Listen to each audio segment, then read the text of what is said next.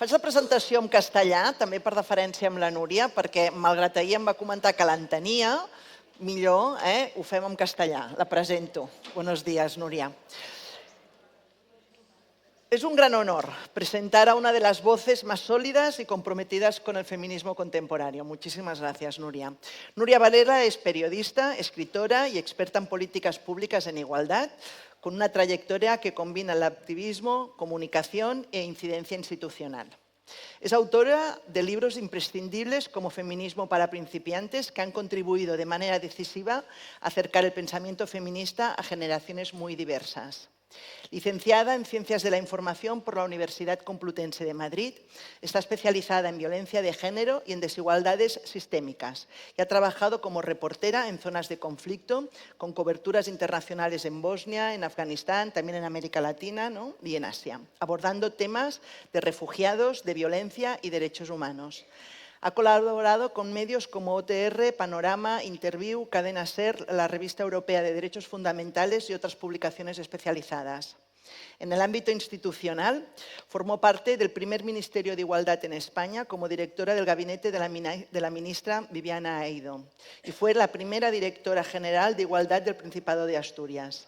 Desde su cargo, impulsó políticas pioneras como la creación del Centro de Crisis 24 Horas para Agresiones Sexuales y la implementación de protocolos de prevención en espacios de ocio nocturno. Como escritora y divulgadora ha publicado una quincena de libros y numerosos artículos académicos y de opinión. Entre sus obras destacan Íbamos a ser reinas, La voz ignorada, Ana Orantes y el fin de la impunidad, Cansadas, una reacción feminista ante la nueva misoginia, Feminismo 4.0 y el síndrome Borgen. Su trayectoria ha sido conocida y reconocida en diversos galardones como el Premio CODAPA por su labor en pro de la igualdad. Ha sido asesora también y es asesora en políticas de igualdad tanto a nivel autonómico como municipal y destaca por su capacidad de combinar el rigor técnico, teórico y con la acción política transformadora. Sí. Hoy nos ofrece una conferencia inspiradora con el título Feminismo y política local, una alianza para transformar la sociedad. Núria, es un verdadero placer y honor tenerte hoy aquí con nosotras. Adelante, muchas gracias.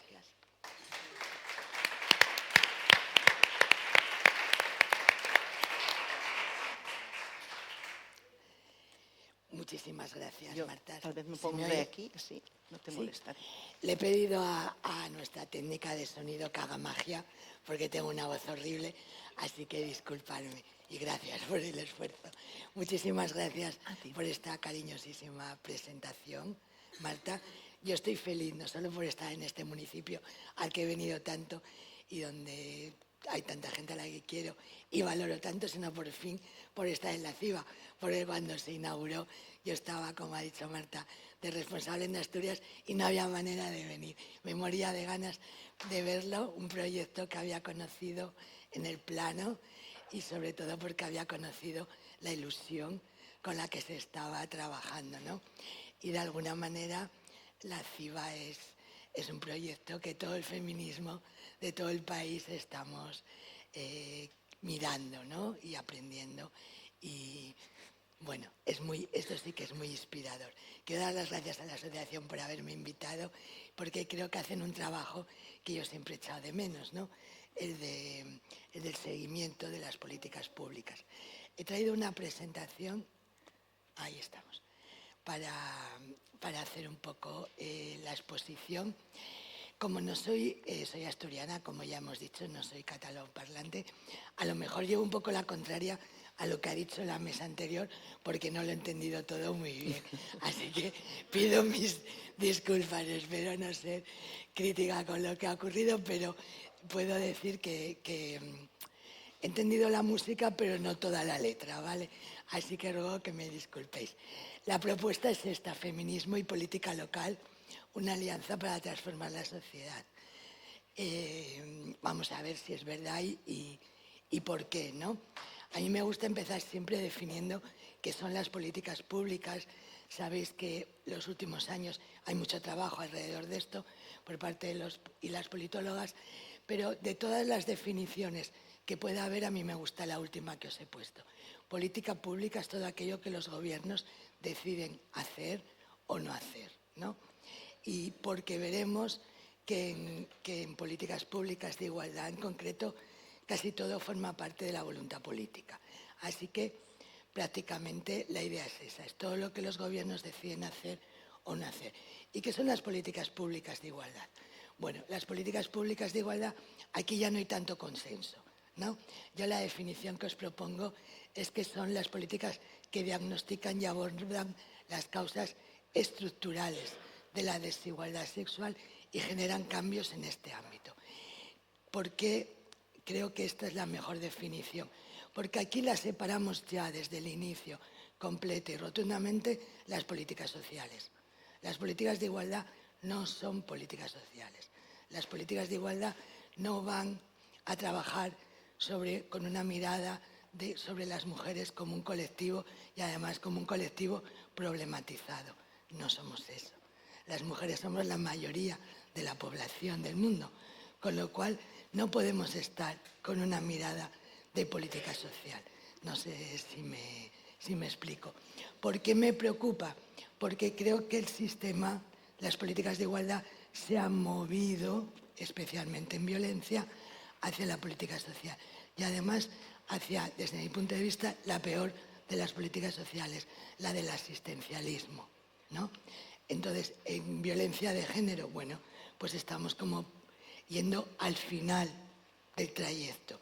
El final del trayecto es atender a las mujeres víctimas, cosa que debemos hacer, por supuesto, pero las políticas de igualdad no es atender, es evitar que siga habiendo violencia de género, erradicar la violencia de género, ¿no?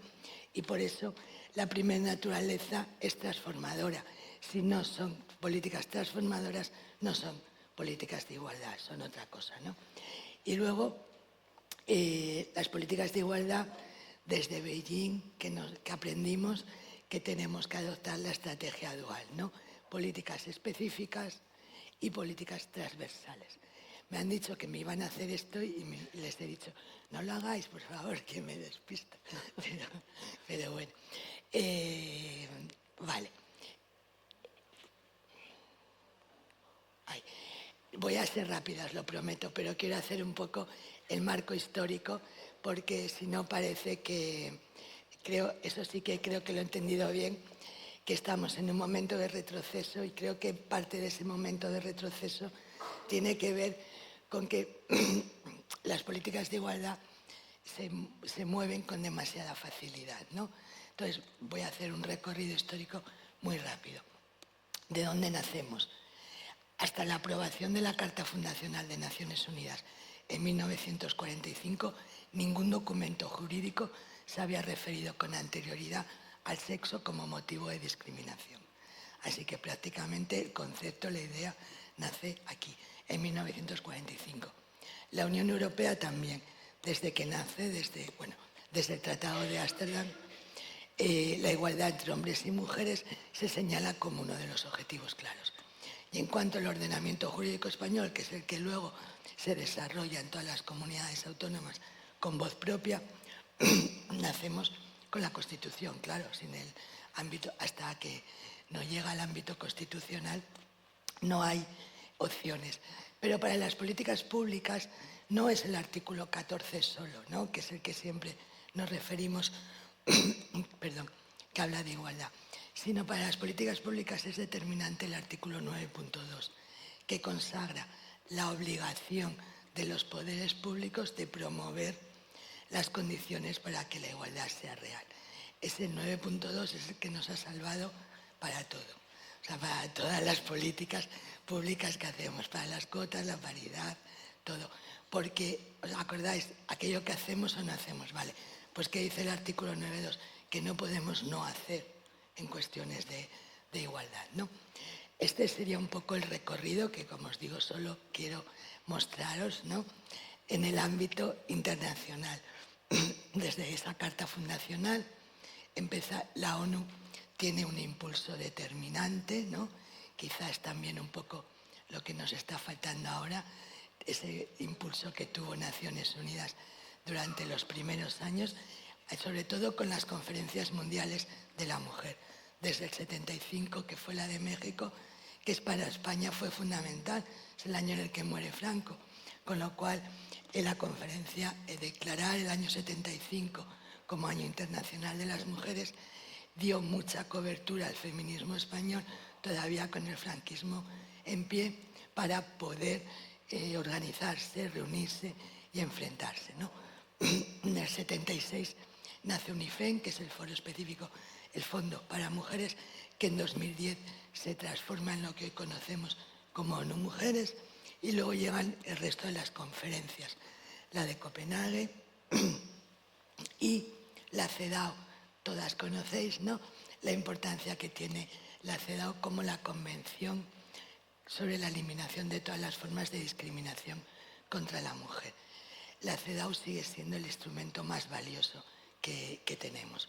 Luego llega Nairobi y luego llega, lo he puesto aquí, la Conferencia Mundial sobre Derechos Humanos de Viena, porque aunque parezca algo increíble, pero a mí me gusta recordarlo, hasta esta conferencia no se deja claro y por escrito que los derechos de las mujeres también son derechos humanos. Es decir, en el 93 aparece el concepto de los derechos de las humanas, por decirlo de alguna forma, ¿no? Luego, bueno, y pongo también la del 94, porque es bien importante, porque no es específica, es la Conferencia Internacional de Población y Desarrollo del Cairo. ¿Y por qué la pongo en este recorrido? Porque es donde se reconocen como derechos humanos los derechos sexuales y reproductivos. El aborto no se puede cambiar, permitir, prohibir o no, según quien llega al poder. Desde 94 en el ámbito internacional está reconocido como los derechos humanos, los derechos sexuales y reproductivos. Y luego ya en el 95 llega a Beijing, que todo el mundo conoce, porque es la última de las conferencias mundiales que tenemos y que este año celebramos el Beijing más 30. Me ponen cara como si podemos celebrar o no. Igual no es el verbo más adecuado, pero bueno. ¿Qué pasa? Que es Beijing nunca más. Nunca más hemos tenido una conferencia mundial de las mujeres desde aquella. ¿Por qué? Bueno, pues todas sabemos que en Beijing se aprueba la hoja de ruta de las políticas públicas de igualdad, que es la declaración y la plataforma de acción, ¿no? La plataforma de acción de Beijing es la hoja de ruta de las políticas de igualdad en el mundo entero. Nunca ha habido otra conferencia porque estamos todas convencidas de que no vamos a poder superar los acuerdos de Beijing de ninguna manera. O sea, no hay ahora mismo mimbres para seguir avanzando, ¿no? Hay muchísimos países que en aquel momento, por la coyuntura, por el trabajo y por todo, firmaron aquella declaración que hoy directamente no lo harían. Bueno, entonces, Beijing más 5, Beijing más 10, 15, 20, hasta Beijing más 30. Y luego, en el ámbito internacional, tenemos dos cuestiones más que me parecen bien importantes. En el 5, el convenio del Consejo de Europa sobre la lucha contra la trata de seres humanos, el convenio de Varsovia, que es también un instrumento importantísimo que da el marco a la lucha contra la trata y contra la prostitución. Y en el 11 pues tenemos el ya famoso convenio de Estambul con sus luces y sus sombras, ¿no? Lo voy a dejar ahí, luego si queréis vamos a tener diálogo, lo hablamos tanto de las luces como de las sombras. Bueno, esta es la idea, Beijing más nunca más, ¿no? No ha habido manera de ir adelante. Yo no os voy a amargar la mañana, os lo prometo, pero el marco actual es que no vamos a poder ir más allá del Beijing más 3, del Beijing, pero además, obviamente, lo podéis ver. Yo no he traído nada porque hay, como se ha celebrado el Beijing más 30, hay muchísimos informes sobre el cumplimiento de Beijing, ¿no?, que los podéis ver, tanto en el ámbito nacional como internacional, europeo, y unido a los informes de seguimiento de los objetivos del milenio y de los ODS. No vamos a llegar. Esa es un poco la idea. Los podéis ver porque este año ha sido un año de mucha evaluación y de mucho seguimiento. No hay ninguna posibilidad de llegar al 30 con los objetivos cubiertos. Bueno, el marco de la Unión Europea, claro que nos toca, por supuesto, en este marco nuestro, aunque tengo que deciros con mucha tristeza que no sé si para bien, porque tampoco es que nos haya empujado mucho, ¿no? Tenemos el Instituto Europeo de la Igualdad de Género, que es una de las 30 agencias descentralizadas de la Unión Europea. De hecho, permitirme la broma, está en Vilna, en Lituania, con lo cual muy en el cogollo del poder, como que no nos lo han puesto, ¿no? Bueno, no sé si lo conocéis o no, pero os lo traigo por si acaso para que os acerquéis a verlo. Lo que ha sido muchísimo más útil para el trabajo, para las políticas públicas de igualdad, ha sido el Consejo de Europa, paradójicamente. ¿Por qué? Porque ha aprobado, yo os he traído 4 convenios que son muy importantes para nuestro marco. El Convenio Europeo para la Protección de los Derechos Humanos y las Libertades Fundamentales, que es el más antiguo, la Carta Social Europea, que sigue blindándonos algunas acciones, el Convenio de Varsovia, que os acabo de mencionar, y el Convenio de Estambul, ¿no? Paradójicamente, y como os digo, el Consejo de Europa ha sido mucho más importante para nuestro trabajo que la Unión Europea. El Convenio de Varsovia, nada, solo voy a hacer dos líneas, 2 brochazos. El principal valor añadido es que empieza a centrarse en los derechos humanos. Cuando aborda la trata, cuando aborda la explotación de las mujeres, lo hace desde los derechos humanos. Que os parecerá obvio, pero no lo era en ese momento. Es más, cuando la primera normativa en el marco español sobre trata, también la importancia fue meterla dentro del marco de los derechos humanos, que no estaba, ¿no? Y entra, en el 2005, entra en el tema de moda en los últimos tiempos, el consentimiento. Y señala con claridad que el consentimiento no tiene ningún valor si tú no puedes decir que no. Es decir, para el feminismo, poder decir que sí, el consentimiento es relevante e importante, sin ninguna duda, pero solo si podemos decir que no. Si la situación patriarcal, la situación de desigualdad, la situación de abuso es tal como que no es posible decir que no, no vale de nada que digamos que sí, ¿no? Y el convenio ya lo reconoce. Dice que el consentimiento de una persona a su propia explotación es irrelevante, ¿no? Es como, bueno, como otras muchas cosas que están prohibidas, como vender órganos o otras muchas cuestiones. Vale, y el convenio de Estambul, luego vemos las sombras si queréis. Yo, por aquello de dar una pincelada amable, voy a ver las luces. Tiene, para mí, esto es lo más importante, ¿no? Que el convenio recoge las 3 P's más una que le decimos, las 3 P's importantísimas de las políticas públicas de igualdad. Prevenir, proteger y perseguir, más lo de ser políticas integradas, que eso también lo habéis subrayado, es bien importante. Vale, el marco histórico en España, pues también os lo voy a hacer así a un brochazo rápido. Tiene, yo lo marco en cinco fases, ¿no? Distintas. La primera etapa, desde la aprobación de la Constitución hasta la creación del Instituto de la Mujer. Bueno, es todo lo que era acabar con una dictadura misógina hasta el esperpento, ¿no? No es casualidad que en el feminismo español, en todo el país, haya tantas abogadas, porque realmente había que desarmar la misoginia institucional tan salvaje que se estaba sufriendo. En la segunda etapa, 83-2003, es la etapa de los planes ya con el Instituto de la Mujer. El Instituto de la Mujer, que luego obviamente se va replicando en todas las comunidades autónomas, es el inicio de las políticas de igualdad en España. Ahí arrancamos. El 4-11 es la etapa del desarrollo legislativo, son las grandes leyes que igual luego se replican en todas las comunidades autónomas y se adaptan, ¿no?, al territorio y a la realidad de cada lugar. 12-17, las políticas de austeridad, todas nos acordamos lo que fue aquello, ¿no?, que dejó hasta sin competencias a los ayuntamientos, con lo cual ese es el periodo en blanco de las políticas municipales, y luego del 18 hasta la actualidad, dejadme que ahí no sea muy precisa. ¿Por qué? Porque es muy difícil cuando lo tienes muy cerca hacer una evaluación, ¿no? Es como la etapa más difícil de analizar y estamos en ella.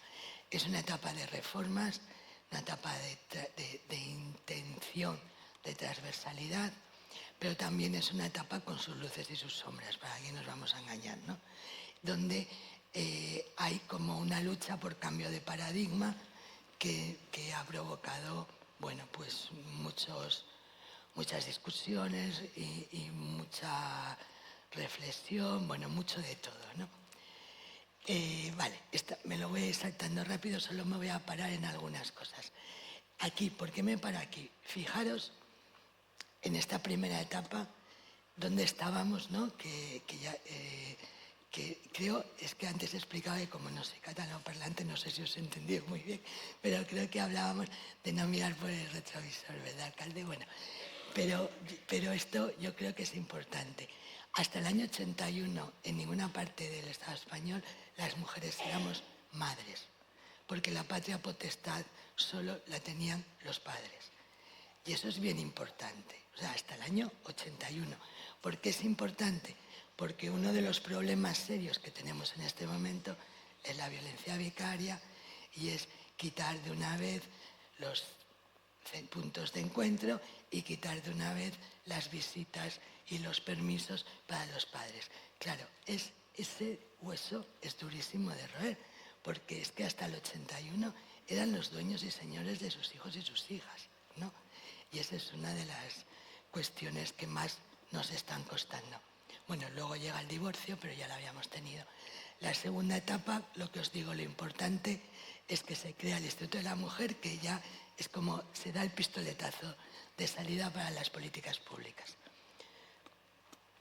La tercera etapa, os acordaréis, era por primera vez teníamos un gobierno paritario, pero a mí me gusta subrayar, que creo que también se ha hablado antes, por primera vez también, y no es una anécdota, ¿no? Teníamos en todo el país más mujeres universitarias que hombres. Entonces, me gusta mucho poner estas dos cuestiones al mismo tiempo, porque cuando entramos en el siglo XX, y durante bastantes décadas del siglo XX, el analfabetismo de las mujeres en toda España era elevadísimo, ¿no? Y cuando llegamos aquí, llegamos ya con más mujeres universitarias que hombres. ¿Por qué subrayo esto? Porque está claro que a pesar del patriarcado y a pesar de todo, el esfuerzo de las mujeres ha sido espectacular y lo sigue siendo, ¿no? Con todas las dificultades, fijaros. Bueno, entre el 4 y el 11 se aprueban prácticamente todas las leyes determinantes que luego hemos ido desarrollando, ¿no? La primera, claro, la Ley Integral contra la Violencia de Género, la del 2004, de la que acabamos de celebrar 20 años, y lo mismo. Sí, es una buena ley, bueno, sin duda. Todas os acordaréis lo que supuso, ¿no? Yo recuerdo que tenía una amiga en una casa de acogida que años después me contaba lo que fue en aquella casa el día que se aprobó la ley, ¿no? Y todavía me emocioné un poco cuando lo recuerdo, como me contaba que estaba, claro, en la casa no había alcohol, pero como asaltaron la cocina y brindaron con la Coca-Cola, con la Fanta, con el agua, con lo que había. Lo que fue para esas mujeres aprobar una ley que reconocía derechos, que los sacaba de lo privado, tal. Por eso digo que si queréis luego lo hablamos, no nos podemos permitir el lujo de perder ese impulso. No podemos llevar todo lo que supuso aprobar esa ley a una cosa asistencial y abandonar las políticas feministas y el marco feminista que él fue el que la impulsó. Después apareció la ley de dependencia, que aunque no es específica, sabéis que nos atraviesa, ¿no?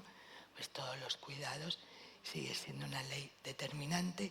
Y por fin en el 7, al año siguiente, la ley de igualdad, que ya incorpora la estrategia dual y bueno, y otras muchas cosas, ¿no? La ley de igualdad, sabéis, es determinante y es maravillosa. Solo tiene un pequeño problema, que no se cumple. ni siquiera la cumple la Administración. Lo digo aquí porque no se cumple. Vale. La importancia, bueno, la Ley de Igualdad modificaba 25 leyes reguladoras, ¿no? De ahí la importancia que tenía, desde las Fuerzas Armadas a las teles. Vale. Creaba el permiso de paternidad atribuido, que eso también es cosa del feminismo, que lo sepan los señores, eso también lo hemos peleado nosotras. Y luego, bueno, tiene vocación de código de igualdad. Luego, al año siguiente, se crea por primera vez el Ministerio de Igualdad en España y la primera idea clara de ese ministerio, y creo que ninguna hubiésemos ido a formar parte de él si eso no hubiese estado claro, era la reforma de la ley del aborto. Fijaros las energías y lo que nos cuesta asentar los derechos sexuales y reproductivos, ¿no? Porque en aquel momento, igual algunas os acordáis, pero es que la policía llamaba a las puertas de las mujeres que habían abortado, porque era muy fácil denunciar, no había seguridad en ese derecho. Bueno, entonces entró la nueva ley en vigor, desaparece el Ministerio de Igualdad y esa, bueno, pues es una de las cuestiones que sabemos y que se ha hablado mucho en la mesa anterior. Las políticas de igualdad son las primeras que se van. O sea, hay que asentarlas de verdad, porque es más, todavía no tenemos claro dónde colocarlo. Ahora lo veremos, ¿no? Cómo lo vamos moviendo de sitio, porque no está claro. De hecho, no sé si os acordáis que en aquella época, así para no llorar, ¿no? Hacíamos la broma de, ¿será una enfermedad el feminismo que nos llevan a sanidad?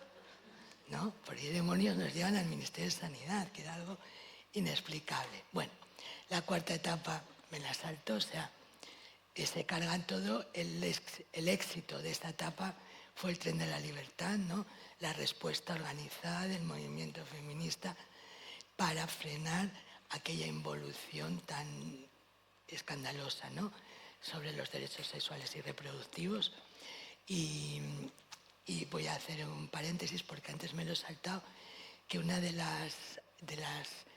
los decretos, a mi juicio, más importantes para las políticas públicas de igualdad es el decreto del informe de impacto de género, que es uno de los primeros, no me acuerdo exactamente el año que se aprueba, y además lo aprueba el Partido Popular. O sea, quiero decir, que era como muy obvio en aquel momento que para hacer políticas de igualdad había que hacer previamente un informe de impacto de género. Otra cosa que, en fin, ¿qué os voy a decir del informe de impacto de género?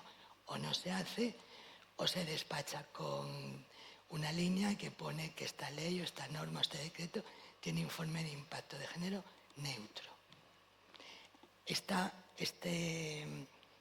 ley de Gallardón, ¿no? La reforma de la ley del aborto de Gallardón, llevaba un informe de impacto de género positivo, porque se suponía, según ellos, que esta ley era muy buena tanto para las mujeres, que nuestra principal prioridad en la vida es ser madres, como para la economía del país. Os lo juro, revisarlo si queréis. Informe de impacto de género positivo. Bueno, con todo esto, ¿a dónde quiero llegar? Bueno, pues lo que sabemos, que mucho ruido y pocas nueces en políticas de igualdad, ¿no? Vale, y la quinta etapa, bueno, ¿qué nos ha enseñado esta última etapa? Pues ayer lo hablábamos un poquito. Esta etapa, por desgracia, hemos sufrido la pandemia, ¿no? El COVID. ¿Y qué fue lo primero que nos enseñó el COVID?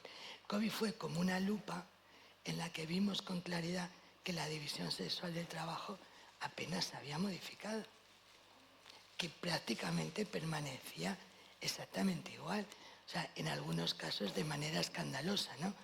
Como esos estudios que nos decían que los catedráticos habían aumentado considerablemente el número de aportaciones y de estudios y de artículos científicos durante la época de la pandemia, mientras las mujeres estábamos cuidando, ¿no? Entonces, yo creo que ese aprendizaje es importante, ¿no? Cómo el discurso de la igualdad va en una dirección y la realidad de todas nosotras está en otro lado, ¿no? Y el COVID, en ese sentido, en el sentido de los cuidados, fue como una lupa muy importante, ¿no? También en esta quinta etapa, otra cuestión a subrayar es que, de nuevo, se revierte, ¿no?, las competencias a los ayuntamientos. Los ayuntamientos vuelven a tener las competencias de igualdad que la época anterior les había quitado. Bueno, luego se recupera el Ministerio de Igualdad. Antes se había recuperado el Ministerio de Igualdad, pero en vicepresidencia, con la ministra Carmen Calvo. Ahora se queda solo, sin otra competencia, con Irene Montero. Y aquí aparecen dos cosas también con muchas sombras y no sé, y alguna luz, seguro. La Ley Orgánica de Garantía Integral de la Libertad Sexual, que bueno, es un carajal porque ha generado tremenda confusión, ¿no?, con las leyes anteriores. Ya ha generado también algo que a mí me interesa mucho y si quieres luego lo hablamos, ha generado muchísima confusión en las competencias. Y las competencias no solo entre los distintos ámbitos de la administración, ¿no?, estatal, autonómica o local, sino competencias entre ámbitos. Por ejemplo, en esta ley se habla, claro, de la violencia sexual, pero igualdad no tiene competencias en menores. Las competencias en menores las tiene en los departamentos de menores. Pero la mayor violencia que se sufre, la sufren las menores, todas lo sabemos. Y los equipos de menores también sabemos todas que saben poco o nada de igualdad y aún menos de violencia de género y aún menos específicamente de violencia sexual en menores, que es un campo mucho más específico. Entonces, os pongo ese ejemplo porque es como el más obvio, ¿no? Ha generado ese tipo de conflicto que no se ha solucionado, al margen de que, bueno, el tema del consentimiento también ha quedado, como os decía, como un concepto muy difuso cuando es un concepto muy complejo, ¿no?, y polisémico. Y luego también la otra línea de esta etapa es el plan corresponsables, que yo sé que todos los ayuntamientos de España, incluidos los de Asturias, que yo también lo hice, están muy contentos, ¿vale? A mí me parece un horror de plan y lo digo así, con claridad. ¿Por qué lo digo? Porque es un plan que solo va a los menores, nada más, y que desde mi punto de vista, y ahí lo dejo, aún reproduce más los estereotipos de género, consolida los estereotipos de género y no va a esa mirada de largo plazo. Yo ya sé, porque la alcaldesa me lo ha explicado muy bien, que se necesita ese presupuesto. Claro que sí, que se necesita, pero se podía haber hecho un plan corresponsables con las dos velocidades, ¿no? Con una mirada asistencial, ¿vale? Tenemos que hay muchísimas mujeres que necesitan ese apoyo y necesitamos financiarlo, pero tiene que tener una mirada de no seguir asentando los roles y los estereotipos. Bueno, de todas formas, las políticas públicas de igualdad, y yo hablo así con crítica porque como he sido responsable, me sumo en el bando de las que lo hacemos con luces y sombras, ¿no? Es verdad que tiene una dificultad, que es que las estamos inventando según las estamos haciendo. O sea, que son tremendamente novedosas, ¿no? No son las políticas económicas o las políticas de interior, no.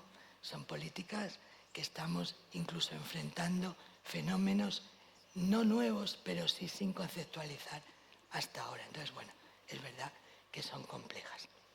Vale, esto me lo salto. Luego la quinta etapa, una nueva ministra, donde ha enfocado en la ley de paridad, ¿no?, que ahora veremos la importancia que tiene. Vale, mi primera crítica, gobernar no es legislar. Y de eso también se ha hablado en la mesa anterior. Las leyes son necesarias, fundamentales, por supuesto, pero no modifican. O sea, es condición necesaria, pero no suficiente. Si esas leyes no se cumplen o si esas leyes no están presupuestadas, o si esas leyes no tienen la arquitectura necesaria, no van a cambiar ninguna realidad. Vale. Entonces, ¿cuál es la arquitectura de las políticas públicas de igualdad en el Estado? Que añade esa complejidad y que yo creo que las tenemos que tener en cuenta también en los municipios. Uno, los 3 niveles administrativos, que se entrecruzan continuamente, porque buena parte de los presupuestos vienen del Estado, ¿no? Entonces, los 3 niveles se entrecruzan continuamente, tanto en los marcos legales, bueno, al margen del nivel internacional, que ya hemos visto que también incluye legislación, ¿no? Luego las competencias, que a mí eso me parece fundamental. O sea, yo creo que hay que cambiar determinadas competencias, como decía, lo de menores. No tiene mucho sentido que la diversidad se trate en igualdad y que las menores no estén en igualdad, ¿no?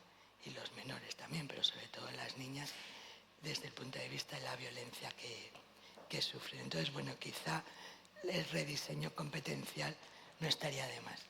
Luego yo también echo de menos lo que en toda América Latina llaman el órgano, el ente rector, ¿no? Pero eso en las políticas públicas de igualdad es como imposible, porque para tener un ente rector, es decir, un ente a cualquier nivel que haga diseño y las evaluaciones y tal, hay que tener autoridad. ¿Y hay alguna mujer que tenga autoridad? Ahora lo vemos. O sea, ¿las políticas de igualdad tienen autoridad o son la hermana pobre, ¿no?, de la administración en todos los sentidos? Entonces, de verdad que a la hora de la transversalidad, la responsable de igualdad se va a imponer a la responsable o el responsable de Hacienda, por ejemplo, sin ir más lejos, ¿no? O a función pública, alguna responsable de igualdad. Mira aquí a la concejala que me está mirando con una cara. Yo también lo he sufrido, ¿eh? Yo jamás he conseguido convencer al responsable de administración pública que redimensionara igualdad a las necesidades que tiene un departamento como ese, ¿no? Está infradimensionado en personal, infraformado, y eso que aquí el esfuerzo es contundente, pero da igual, porque la universidad sigue estando de perfil, y yo esto siempre lo digo, y hay gente que se enfada, pero me da igual. No puede seguir de perfil la universidad. La universidad en este momento no solo no es parte de la solución, sino que es parte del problema. Los organismos de igualdad, y esta casa es un buen ejemplo, con su pobre presupuesto se dedican a formar sin parar a gente que acaba de salir de la universidad. Cuando todo el mundo sabe además que desaprender es mucho más difícil que aprender. Con lo cual tú tienes gente que el colegio, el instituto y la universidad la han formado en el androcentrismo y en el machismo y incluso a veces hasta la misoginia. Gente, por ejemplo, que no ha visto, aunque estén en comunicación, aunque estén en salud, aunque estén en derecho, no ha visto nada de igualdad ni de violencia de género. Y luego, con un curso de 20, 50 o 100 horas, lo que podamos según nuestro presupuesto, pretendemos cambiarles todo ese conocimiento acumulado durante tantos años. Entonces, yo creo que es hora de interpelar a quien está haciendo esa formación. No puede ser que el profesorado no tenga formación en igualdad. ¿Cómo vamos a hacer coeducación si el profesorado no está formado? Es como decir, vamos a enseñar matemáticas, pero no tengo profesores de matemáticas. Pues si no tienes profesores de matemáticas, no vas a enseñar matemáticas, es imposible. Pues si no tienes profesorado formado en igualdad y en detectar y enfrentar la violencia de género, no va a poder transmitir una educación sin estereotipos de género, con valores de igualdad y con principios de resolución de conflictos de forma no violenta. Es imposible. Para hacer puentes necesitamos ingenieras e ingenieros. Bueno, pues ese, desde mi punto de vista, es un poco el núcleo, ¿no?, de las dificultades que tenemos luego a la hora de hacer políticas de igualdad. La pobreza, ya lo he dicho, o sea, la pobreza presupuestaria y de personal es espectacular. ¿Qué queréis que os diga? Y aquí está la consejera, que todas lo hemos sufrido, ¿no? O sea, es una broma. La proporción en todas partes es, no lo digo al azar, y lo digo más con mi experiencia asturiana, pero en todas partes es igual. La proporción es 14.000 para recursos sociales y 14 para igualdad. Con lo que yo creo que igualdad ahorraría muchísimo en salud democrática, pero también en salud, el presupuesto de salud, los malestares de las mujeres, las enfermedades crónicas y todas las necesidades sociales, ¿no? Porque hay mujeres, que yo creo que es el principal fracaso de los últimos años, tenemos en las casas de acogida hijas de mujeres que ya han pasado por las casas de acogida. Y ese es el mayor fracaso que podemos tener. Que una niña que ingresó con su madre en una casa de acogida vuelva ella como mujer maltratada. Y eso todas me estáis haciendo así porque todas sabemos que es así y que nos está pasando. ¿Por qué? Vuelvo otra vez. Política social, falta de especialización, falta de formación. Casi todos los recursos frente a la violencia de género en todo el Estado están o privatizados o externalizados. Por eso la CIVA, o sea, es un oasis, ¿no? Porque casi todo el mundo lo ha externalizado o privatizado. Viene a ONGs, que bueno, está bien, pero no tienen por qué ser expertas, ¿no? Se dedican a otras cosas, o bien directamente a empresas privadas, con todo lo que significa que la lucha contra la violencia de género está en manos de gente no especializada o de empresas privadas. Bueno, este sería el marco, que es ilegible, pero nos lo quería traer un poco para que veamos que, claro, las entidades locales no son islas, ¿no? Están ahí en ese entramado porque todo, si veis los instrumentos financieros, claro, a las entidades locales tienen fondos propios, pero tienen transferencias a las comunidades autónomas, tienen pacto de Estado, tienen subvenciones estatales y europeas. Quiero decir que ese marco no es, aparte de que el feminismo es un internacionalismo, el marco es complejo, no es nada sencillo. Vale, y ahora vamos al ciclo del diseño de las políticas públicas. Esto todo el mundo que está en la sala lo conoce de sobra, ¿no? Los 5 pasos, pero yo quiero pararme un momento en cada uno desde el punto de vista feminista, ¿no? ¿Cómo sería? El primero, identificación y definición del problema. Vale, pero la cuestión es, ¿qué es un problema? Claro, porque esto todos los politólogos lo tienen claro. Primero, definición, vale, pero ¿qué es un problema político? Los cuidados son un problema político, las violaciones son un problema político. Entonces, ¿por qué traigo esto como ejemplo? Porque desde el feminismo ya lo sabemos, la filosofía de la sospecha siempre. Cualquier frase hay que darle una vuelta, ¿no? Entonces, vale, empezamos por definir problema político. Bueno, desde el punto de vista feminista, ese primer paso es hacer visible lo invisible. O sea, tenemos que construir los problemas políticos. O sea, nuestra vida tenemos que construir. No sé si me estoy explicando. Vale. O sea, como nos enseñó Celia Amorós, conceptualizar es politizar. Si no lo hacemos, si no lo politizamos, no entra en la agenda, ¿no? Y a mí me gusta mucho recalcar esto. No vemos las cosas como son, vemos las cosas como somos. Y eso no se nos olvide, ¿no? Que por eso tan importante el profesorado y por eso tan importante cómo llegamos a la edad adulta. Vale, entonces, la identificación del problema, ¿cómo ha sido hasta ahora? Bueno, pues resultado de la incidencia del movimiento feminista y de los movimientos de mujeres. O sea, es quien ha politizado y quien ha puesto los nombres a todo lo que hemos luego buscado la solución en las políticas públicas. Vale, ¿y cómo lo conseguimos? Ya que es donde entramos otra vez en un espacio difícil. Para conseguir hacer visible lo invisible, como mínimo necesitamos estadísticas. Como mínimo tenemos que ponerle tamaño al problema, ¿no? ¿Y qué nos pasa? Que seguimos sin estadísticas, bueno, ya con perspectiva de género, ¿no? Ya ni siquiera tenemos estadísticas desagregadas por sexo. Cosa que otro problema que la administración, eso que digo, que la administración no cumple la ley, ¿no? Es obligatorio que todas las estadísticas estén desagregadas por sexo. Si no, no podemos no podemos saber de qué estamos hablando. Y es increíble que hoy, 2025, inteligencia artificial, Big Data, todo esto, todavía no sepamos cuánta violencia de género tenemos. Porque solo trabajamos con la verdad judicial, nada más.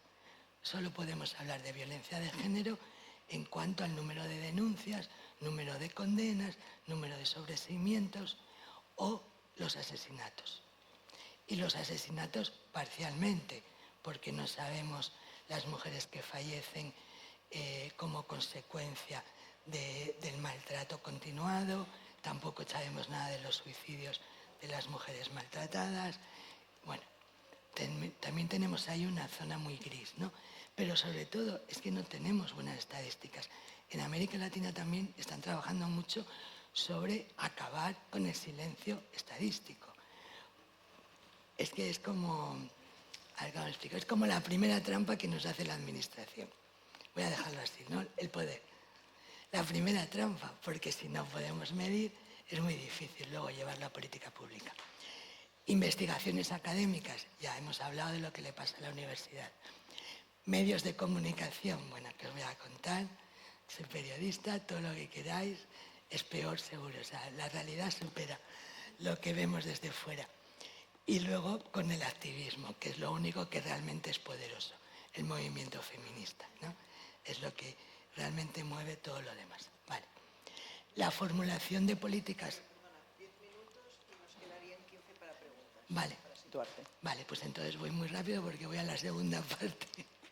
Vale, la formulación de las políticas, lo mismo. Tiene que ser antes, no vale después.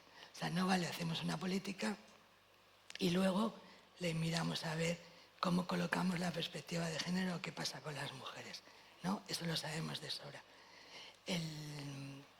Me lo voy a saltar rápido, voy a ir aquí. La adopción de decisiones. Cuando hemos hecho el diseño y tenemos que tomar la decisión, entramos ya en la segunda parte de lo que os quería contar, que no me va a dar mucho tiempo, pero bueno. ¿Por qué? Porque la adopción de decisiones entra en la legitimación. Y ahí entra lo que hablábamos antes de la autoridad, ¿no? Necesitamos, para llevar a cabo esa política, la legitimación. Y voy a ir un poco más rápido, ¿vale? Sabemos con claridad que todo discurso está atravesado por relaciones inherentes de poder, pero sabemos ya desde los romanos que el poder a grandes rasgos, así como muy rápido de brochazo, como mínimo, podemos entenderlo de dos maneras, la autoritas y la potestas, ¿no? La potestas, pues es lo que nos da estar en un lugar, ¿no? Estar en un cargo, es el poder por llegar a un lugar, por decirlo de alguna forma, ¿no? Es el poder legal, el que corresponde al cargo o al lugar donde estamos, donde nos han colocado. Pero la autoridad es el reconocimiento de ese poder por parte de los demás. La autoridad te la otorgan. Hay personas con autoridad que no tienen nada de poder y hay personas con poder que no tienen autoridad. Y eso es lo que nos pasa a las mujeres. Que aunque estemos en el poder, todavía el patriarcado no nos otorga la autoridad necesaria. Con lo cual, las políticas es como la pescadilla, ¿no? Que se muerde la cola. ¿Cómo conseguimos hacer políticas de igualdad serias y cómo necesitamos si el patriarcado nos niega la autoridad a quienes estamos al frente de las políticas públicas de igualdad? No sé si me explico, ¿no? Hasta Hannah Arendt lo señalaba muy bien, cómo la ciencia política encontraba dificultades, ¿no?, para analizar el poder de una manera profunda. Pero ella señalaba que la violencia en el marco político debía ser contrastada con el poder antes que con la fuerza. Vale, esto me lo voy a saltar todo y voy a ir a la otra. Las evaluaciones, que se habla mucho, bueno, las evaluaciones en igualdad, ¿qué quieres que os diga? Solo pueden ser de impacto. Porque bueno, luego tú lo matizas, Marta, pero el checklist no nos funciona en igualdad, porque necesitamos saber realmente cómo impacta esas políticas en la vida de las mujeres, ¿no? Entonces, bueno, ¿cuáles son las dificultades específicas para llevar a cabo las políticas públicas de igualdad? Bueno, pues lo que hemos dicho antes, la existencia de marcos interpretativos, la indeterminación, el titubeo conceptual de los últimos años, ¿no? Que ya nadie sabe muy bien cuando hablamos de feminismo, de género, de igualdad, a qué nos estamos refiriendo, prueba también de la falta de autoridad que tenemos, ¿no? El término feminismo no nos quita luego porque molesta mucho, vale, género. Bueno, pues menudo lío que se ha montado con el género, ahora cómo lo vamos a llamar, ¿no? Entonces, a ver si nos asentamos ya en la autoridad. Entonces, nuevas preguntas, ¿no? Y yo creo que aquí deberíamos centrarnos. ¿Son las políticas de igualdad, por definición, transformadoras siempre de las jerarquías de poder existentes entre hombres y mujeres? ¿Pueden las mismas políticas de igualdad traicionarse a sí mismas al plantear medidas políticas, lo que os decía antes, que bien reproducen los estereotipos o bien dificultan el propio avance de la igualdad? Bueno, es posible que las políticas de igualdad sean inmunes al propio patriarcado, ¿no? Por resumirlo. Bueno, la conciliación y corresponsabilidad es un gran melón, ¿no? A trabajar muy en profundo. Las políticas sobre violencia contra las mujeres realmente tratan el problema como una cuestión de género, como lo ha entendido el feminismo, el concepto. Las medidas sobre desigualdad llegan a cuestionar el poder masculino y a pedir cambios a los hombres, o cada vez les damos más recursos, más presupuestos y más espacios. Ahí lo dejo, ¿no? Porque, en fin, no sé yo si estos repasos a la masculinidad han sido a favor o en contra de las políticas públicas de igualdad. Y sobre todo, la cuestión fundamental, ¿se pueden hacer políticas de igualdad sin feminismo? No, bueno, pero se están haciendo, ¿no? O se está diciendo, ¿no?, que se están haciendo políticas de igualdad. Bueno, paradigma feminista, también lo voy a decir rápido, pero la idea fundamental es que nada es neutro. O sea, el patriarcado existe, el Estado no es neutro, las leyes no son neutras, ¿no? Cuando antes decíamos dificultades para las políticas públicas de igualdad, no solo nuestro propio quehacer, nuestra propia debilidad, sino que casi, a ver cómo digo esto, prácticamente toda la legislación, que no es la específica, se ha aprobado como si las mujeres no existiésemos, y mucho menos sin ver que existe la violencia de género. Por supuesto, el resto de la administración trabaja un poco así, pero incluso las propias leyes. Un ejemplo claro, la ley de contratos estatal, que la sufrimos todas las administraciones, es un desastre para las políticas de igualdad. Excepciona cultura, pero no excepciona violencia. O sea, tú eres alcaldesa y quieres traer a Bisbal y sabes que quieres a Bisbal y no a Chenoa, por ejemplo, ¿no? Tienes muy claro que no es lo mismo. Vale, abres un museo y entonces abres un concurso público que te llega la gente mejor con su proyecto, tal, y se hace una evaluación y se elige, ¿no?, entre la gente que se presenta. Ahora, ¿cómo nombras a la responsable de una casa de acogida? ¿Cómo nombras a la responsable del centro 24 horas contra la violencia? Ahí lo dejo, porque todas sabéis a qué me refiero. Entonces, el resto de la administración, ya no en el día a día, que también, que la transversalidad, sino necesitaríamos revisar toda la legislación para que realmente pudiésemos hacer buenas políticas públicas de igualdad. Ese sería un poco el paradigma feminista, ¿no? Nada es neutro. y el patriarcado existe. Vale, y por cerrar ya, Marta me había pedido que entrara un poco en lo que nos pasa a las mujeres en el poder, ¿no? Pero claro, eso es para otra hora, ¿no? He intentado hacerlo, pero como veis he fracasado, no me ha dado tiempo. Por resumirlo, este libro lo resume muy bien Meriverdi, os recomiendo este libro, donde explica esa idea fundamental. Cuán profundamente intrincados están en la cultura occidental los mecanismos que silencian a las mujeres, que se niegan a tomarlas en serio y que las aíslan, a veces literalmente, de los centros de poder, ¿no? Nos ha costado, desde que empezamos a reclamar el derecho al voto, Seneca Falls, 1848, hasta la primera mujer al frente de un país, solo nos ha costado pelear 112 años. Y además, Sirima ni siquiera llegó electa, llegó al poder porque asesinaron a su marido. La primera mujer electa fue Victis, no me atrevo con el apellido, en Islandia, en 1980. O sea, tardamos 132 años desde que empezamos a pedir el voto y solo llevamos gobernando 45 años.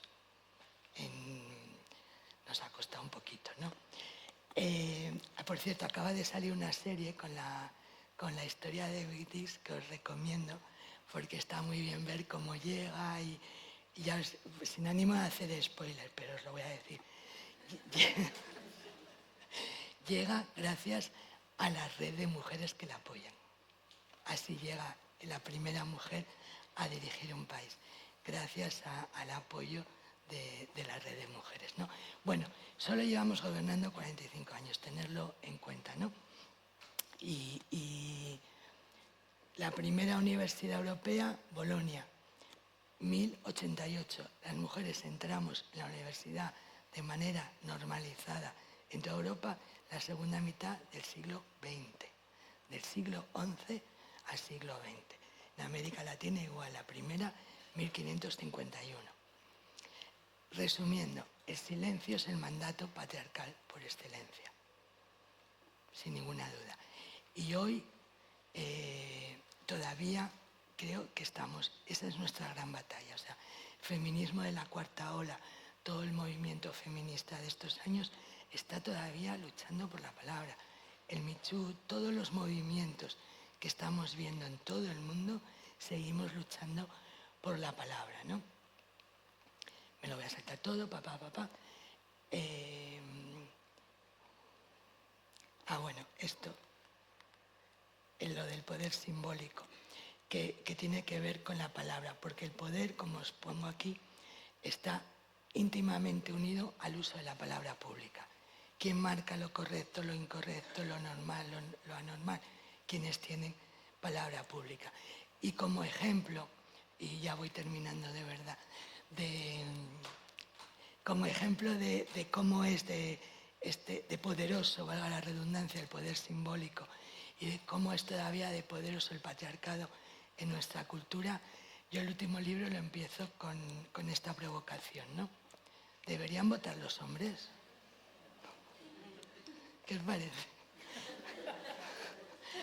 Claro, os partís de risa porque es inimaginable.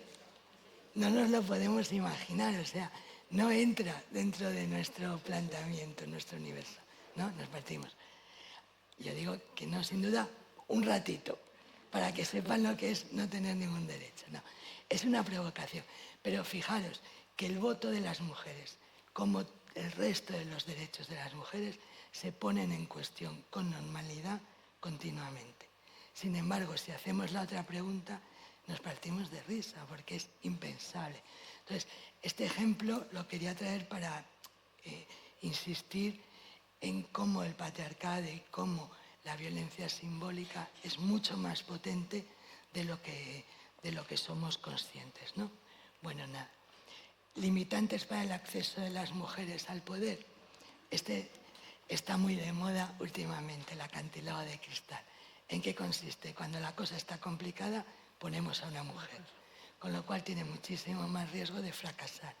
Kamala Harris, ¿no? Es un gran ejemplo, pero lo podemos ver en todas partes. ahora que Naciones Unidas está en su peor momento, Sí. estamos hablando ya de que quizás sea el momento de poner a una mujer como secretaria general, ¿no? Dices, hombre, no tiene dinero, está hecha, ¿no? Entonces, este está muy de moda últimamente porque queda bien poner mujeres. ¿Cuándo las ponemos? Cuando estamos en crisis. El techo de cristal lo conocemos todas de sobra, los suelos pegajosos también tienen que ver cómo nos quedamos atrapadas por los cuidados, ¿no? Las escaleras rotas tienen que ver también con cómo efectivamente cada vez tenemos a más mujeres en la universidad, más mujeres formadas con expedientes impresionantes, pero eso no lo estamos viendo en una correlación a la par en los puestos de trabajo, ¿no? Ni trabajan más, ni tienen mejores puestos, ni acabamos con la brecha salarial. Y luego están las mujeres del sótano, o el sótano de las mujeres. Son las mujeres que ni siquiera llegan a ese primer peldaño, por mil razones. La fundamental, la violencia, por supuesto. Pero luego mujeres migrantes, mujeres vulnerables por muchas otras características. Pero la principal razón por la que nos metemos, por la que tenemos mujeres en el sótano, sin ninguna duda, es por la violencia, ¿no? Y luego tenemos la violencia política, que ya termino aquí, con la que Naciones Unidas la define como esa violencia específica ¿para qué? Para callarnos de nuevo, para impedir que tengamos voz, ¿no? Para disuadirnos de participar activamente en la vida política. Y ya está. Porque todo esto no me da tiempo y lo dejo aquí. El poder se viste de rosa, amigas, como el diablo se viste de Prada. Por debajo de toda esta performance todavía hay demasiadas formas de dominación demasiado potentes. Muchas gracias. Perdón. No pasa nada.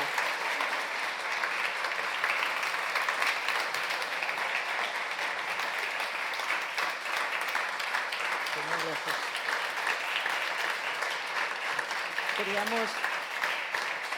Queríamos dejar unos minutos, muchísimas gracias, queríamos dejar unos minutos a algunas preguntas que yo creo que vale la pena aprovechar que tenemos a Núria Valera entre nosotras, ¿no? Y si hay alguien que quiere preguntar, abrir este debate entre nosotras, pues yo creo que es una magnífica oportunidad.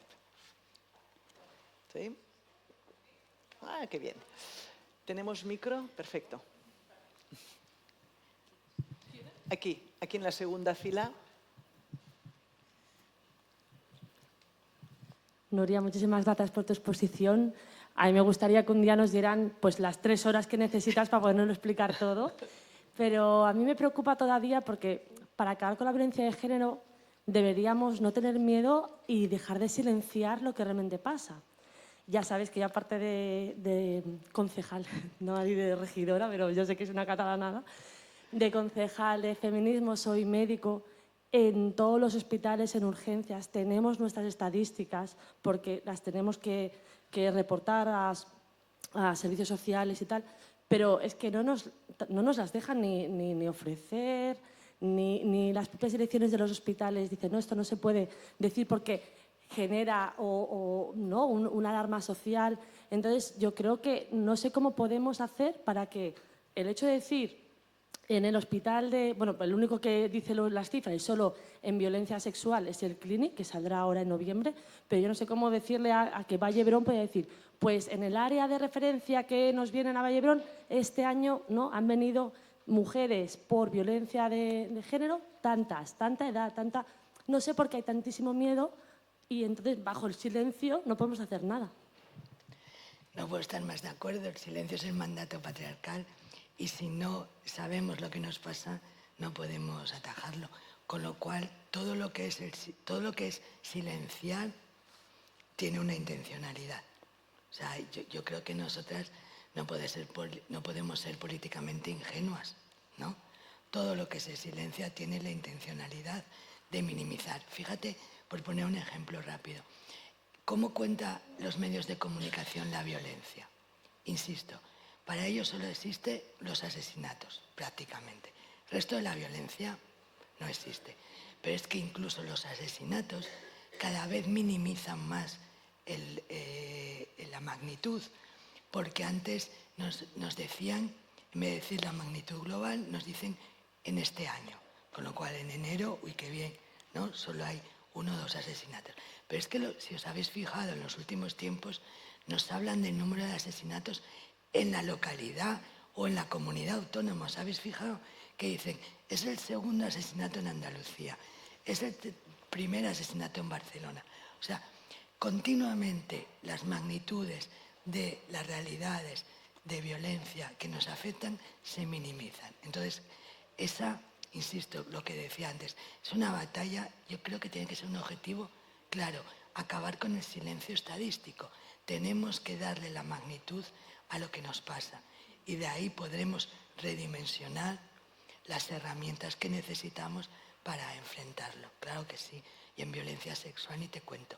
Seguimos con los números, con la verdad judicial, cuando sabemos de sobra que la violencia sexual apenas se denuncia. La otra tampoco. Bueno, la psicológica y la económica. Entonces. La siguiente fila, gracias. Hola, bueno, muchísimas gracias por la conferencia. Siempre es un placer escucharte, Nuria, y leerte, que ya lo traigo para que me lo firmes. Qué bien. Has comentado un poquito sobre el tema de la importancia del relato y la influencia del androcentrismo en la construcción del patriarcado y su mantenimiento, y la importancia también de generar conocimiento o narrativas más feministas y justas. A mí me gustaría preguntarte qué papel crees que puede jugar la inteligencia artificial en esto. Igual le estoy abriendo ahora aquí también un melonazo, pero creo que es algo que tenemos que mirar, que muchas veces puede generar una cierta aversión por la brecha digital de género, por el desconocimiento, por lo difícil de ese campo, porque es muy novedoso y que deberíamos mirar un poquito más y empezar a planteárnoslo de una forma seria, ¿no? Entonces, bueno, ¿qué papel crees que puede tener la inteligencia artificial en esto? Gracias. Positivo o negativo, ¿eh? Mil gracias. Pues claro, negativo, pero claro, es que hay que decir, si está hecha con las mismas cabezas o por las mismas cabezas que han hecho todo lo demás, no, ¿dónde está? ¿Por qué? A ver, te hago la pregunta al revés. ¿Por qué ha de ser distinta la inteligencia artificial? ¿No? Si hemos tenido ese problema con los programadores, con los videojuegos, con todo, ¿no? Es más, ayer lo hablábamos, ¿no? Porque fue una de las noticias, desde mi punto de vista, peores que podíamos tener este respecto. Ayer estaba escuchando la noticia de que la IA se abría ya a la pornografía. Entonces, como todo una burbuja económica que te mueres, un desarrollo fantástico, las mejores mentes, la gente con más dinero haciendo tal, pero al final, ¿cómo van a ganar dinero? Explotando a las mujeres, como siempre. Entonces, claro, la pregunta es, ¿qué hemos hecho para que esto no ocurra? ¿Qué tenemos en la IA? Lo que hemos tenido en el resto de las producciones humanas. Seguimos con esa mirada. ¿Lo podemos cambiar individualmente? No. Da igual que mi IA me hable en femenino, por supuesto, porque claro, da igual, eso no modifica nada. O sea, tenemos que ir a las políticas públicas y a los cambios estructurales. Pero va a ser, sin ninguna duda, otro problema. Claro, porque está cogiendo todo el conocimiento androcéntrico de todo el mundo. Yo no pensaba amargaros, ¿eh? Has sido tú la que has preguntado. Otra pregunta, gracias. Una pregunta més? No? Una hay aquí. Hola, buenos días. Muchas gracias. Gracias por tu aportación. Mucha temática que, como dice Ana, sería causa de un máster, o sea que si podemos adquirirla o poderla tener, nos iría muy bien, sobre todo a las regidorías o las regidorías de pueblos pequeñitos como Caldes de Montbui. Soc la regidora d'Igualtat, de Pagesia, de coses que podrien ser muy masculinas, però promoción económica y tengo muchas regidurías y me siento en minoría. Es el problema de llegar a la política en una edad crecida, madre de niños ya y de niñas ya crecidas también, y que llegas a un grupo político que lleva muchos años ya y que te están insonorizando totalmente.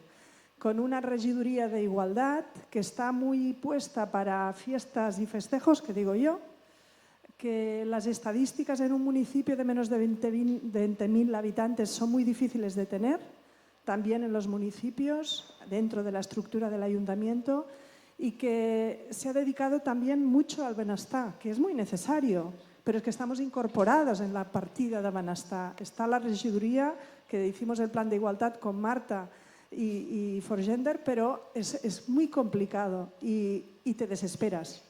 Porque, como dice Ana, lo que quieren es catapultarte y hacerte desaparecer, ¿no?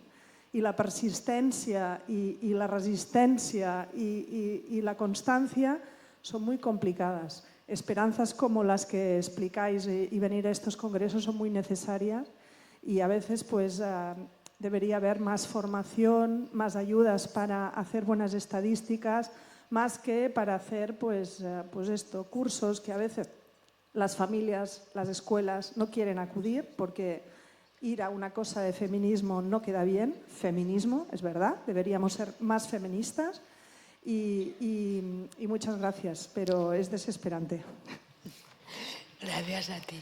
No te sientas sola porque es compartido. O sea, efectivamente, tenía razón Marta, tenía que haber entrado más en la segunda parte de compartir un poco cuáles son las dificultades directamente a las mujeres que están en la toma de decisiones, ¿no? Que son muchos los costes, son muy elevados y hay costes directos, indirectos, tangibles, intangibles y yo ahí solo veo una solución, pero que no es fácil de implementar. La solución es no ir nunca solas, porque solas nos van matando de una en una. Entonces, hay que intentar ir siempre, la masa crítica es el 30%. Hay que intentar llegar ahí, porque si no, efectivamente, la soledad, la frustración, el agotamiento, ¿no? Trabajas más para que te dejen trabajar que para el trabajo que quieres hacer. Y eso es muy frustrante, claro. Pero no te sientas sola, que es absolutamente compartido. Vamos a 2 preguntas más, si os parece. Hay una compañera allí.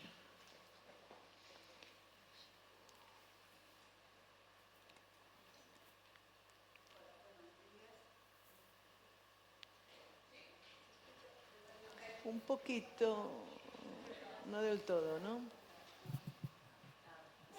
Hola, buen día. Bueno, Nuria, yo quería preguntarte si en tu percepción, tú sabes que lo judicial es lo más retrógrado que tenemos en todos los países, si encuentras algún aporte efectivo en la Corte Europea de Derechos Humanos para este enfoque desde el feminismo en la interpretación de las leyes. Es que menudo momento. Es otra conferencia casi. Claro, es otra conferencia, ¿no? Pero tú lo sabes mejor que yo, como todas esas entidades que se han construido con tanta esperanza, ¿no? Todas esas instituciones, pues estamos en un momento en el que se las están cargando, ¿no? Están deslegitimándolas, sobre todo, que es lo peor que nos podía pasar. Entonces el multilateralismo en general se está desacreditando, ¿no? La pregunta es, ¿se está desacreditando y estamos en un momento tan negativo y tan violento y tan testosterónico precisamente porque nos han echado a las mujeres de la política? Porque no me ha llegado a dar tiempo a decirlo, pero cada vez somos menos, no es verdad que cada vez seamos más, cada vez somos menos. Entonces, ha sido un proceso primero de destrucción, de deslegitimación del feminismo, lo que ha propiciado que volvamos a la época en la que los conflictos se solucionan por la fuerza, sin la justicia y mucho menos sin el consenso, o es al revés, nos hemos ido porque han llegado los bárbaros de nuevo, ¿no?, al frente de los países a destruir el orden internacional y los organismos. Yo creo que creo que llegamos tarde. No puedo decir otra cosa. O sea, tendríamos que haber conseguido convencer que sin feminismo no hay paz, que sin feminismo no hay derechos humanos. Entonces, hemos normalizado, incluso en las democracias occidentales, la beta de la desigualdad. Y una vez que tú normalizas un discurso supremacista, como es el machismo, ¿no?, y esa beta, cuando llegan los bárbaros con otros discursos supremacistas, ¿no?, de clase, de raza, de todo, pues la puerta ya estaba entreabierta. Entonces, bueno. Jo solo quería, justo, que estaven les dues regidores juntes, la de Cornellà i la de Girona, i volia aprofitar, però tu, la de Girona, no? Si ens vols també fer una pregunta i intervenir, que segur que serà interessant. Gràcies. Molt bon dia. Bueno. Sí que tens amb la veu, tens la voz també un poco... Bueno, ya somos dos, fíjate con la mía. Bé, jo d'entrada agraïm moltíssim aquest espai. No sé si no el tens engegat, perquè... Hola, jo crec que sí que el tinc engegat. Ah, vale. A veure, la veu és la que és. Torno a insistir. D'entrada, el primer que volia fer és agrair moltíssim aquest espai, perquè crec que és totalment necessari, ho ha dit per aquí una companya, que és un espai aquest que ens empodera i ens fa sentir que no estem soles davant les lluites que tenim cadascú a casa seva, no?, davant d'aquestes regidories. ¿M'estàs entendiendo? No. Pots fer-ho en castellà o si no li vaig traduint, cap problema. Perdona. Decía que son espacios muy necesarios, ¿no?, especialmente por lo que decía la compañera que antes ha intervenido, ¿no?, delante de las consejerías esas que cada una de nosotras sabemos que somos no bichos raros, pero sí que somos las combativas, y entonces muchas veces se nos mira como las conflictivas porque son materias que realmente, pues lo que dicen, nos quieren silenciar aún más, ¿no? Entonces, creo que ahora hace un rato yo estaba comentando con la compañera que uno de los principales, no sé si es problema o no, pero en relación al patriarcado, estábamos pensando, la Constitución por sí sola fue creada por 6, 7, 8 hombres, ¿no? Entonces, si queremos hacer esa mirada, transformar esa mirada de manera de arriba para abajo, al igual quizás por donde deberíamos empezar a combatir, digamos, sería en esa mirada, ¿no?, de arriba de todo, la Constitución, porque, bueno, me voy un poco con el castellano, vuelvo para abajo, simplemente agradecer el espacio. A tu, gràcies. Gràcies. No sé si la regidora de... Vols participar? No. Sí, anàvem a enganxar, però ha sortit. Ja està. Doncs alguna pregunta més? Moltíssimes gràcies. Había una ahí. ¿Había alguna más? Y cerramos, si os parece. Vamos, la última. Hola, muchísimas gracias por este espacio y por la presentación. Muy rápidamente, uno de los temas, aparte de todo el componente político de lo que hemos ido hablando, creo que uno de los temas que más queman a las personas políticas que están en el poder también es basarse en unos horarios que eran plenamente masculinos, ¿no? Porque las reuniones son hasta muy tarde, ¿no?, los actos son el fin de semana. ¿Cómo las mujeres que también entramos en política podemos hacer cambiar esto para que sea el oficio de ser mujer política sea compatible con las otras facetas de la vida? También debería ser hombre político, pero como a ellos no les ha preocupado porque ya tenían una mujer en casa que les cuidaba, pero muchas mujeres políticas aún no tenemos un hombre que solo se dedique a cuidarnos a nosotros y a nuestro entorno. ¿Cómo esto puede ser? Porque ha sido uno de los motivos de resignación de la primera ministra, por ejemplo, de Nueva Zelanda, ¿no? Que era buenísima, una feminista declarada, pero decía que no lo podía conciliar con el resto de áreas de su vida. Bueno, tiene que ver con lo que hablábamos antes de que solo llevamos 45 años gobernando. ¿Qué quería decir con esto? Lo que quería decir es que las mujeres hemos entrado a un espacio hecho por hombres para hombres, pero no hecho por hombres un cuarto de hora antes, no. Históricamente diseñado, ¿no? Donde nosotras todavía somos intrusas, ¿no? Todavía somos molestas, intrusas, tal. Con lo cual,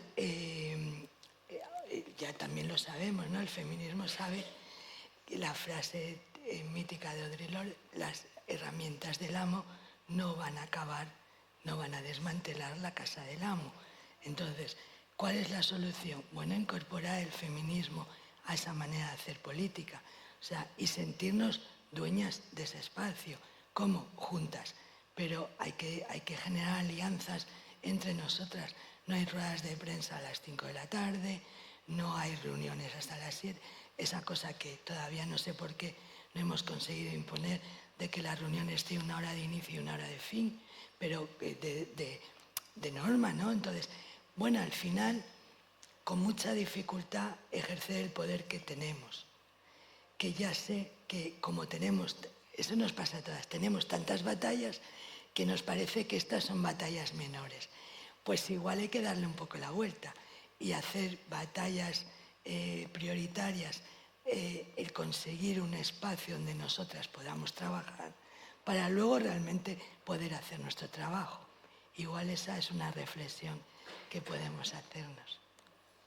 Doncs ho deixem aquí, passem a la següent taula, que també serà molt interessant, i moltíssimes gràcies, Núria, per acompanyar-nos avui. Ha sigut un plaer.